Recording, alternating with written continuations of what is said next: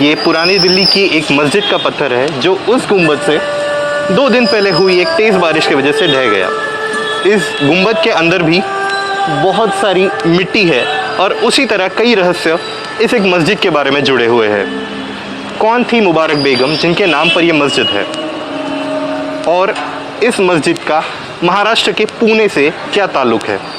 इन्हीं कुछ सवालों के जवाब इस वीडियो में हम तलाशने की कोशिश करेंगे। तकरीबन 200 साल पहले पुणे में नाच गाना करने वाली एक तवायफ थी जिसका नाम किसी को पता नहीं है। वो एक मराठी लड़की थी और फिर एक अंग्रेज़ अफसर उसके प्यार में पड़ गया।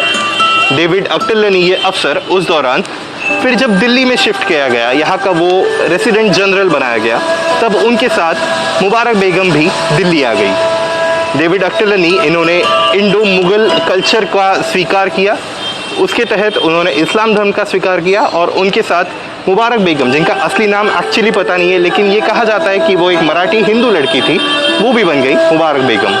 अगर आप इस मस्जिद की लोकेशन देखिए जहाँ ये इसका गुंबद गिर गया, ये बिल्कुल ठीक वहाँ पर है जहाँ आपका चावड़ी बाज़ार है, बिल्कुल हौज खाजी चौक पर। मुग़ल वक्तों के दौरान ये चावड़ी बाज़ार वो जगह होती थी जहाँ तवाइफें रहा करती थीं।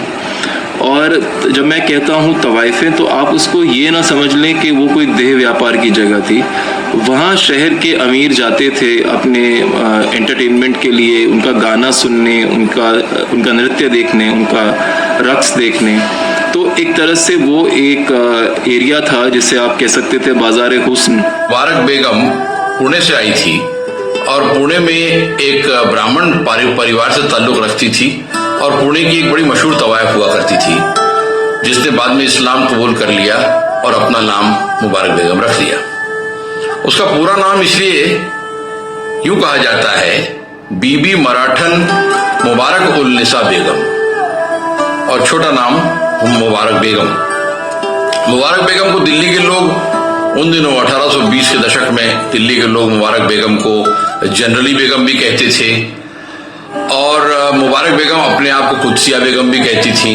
मुबारक बेगम बहुत ही महत्वाकांक्षी औरत थी और ऐसा बताया जाता है कि डेविड अक्टलनी उनके इशारों पर नाचते थे और उनसे उनको 2 बेटियां भी पैदा हुई थी।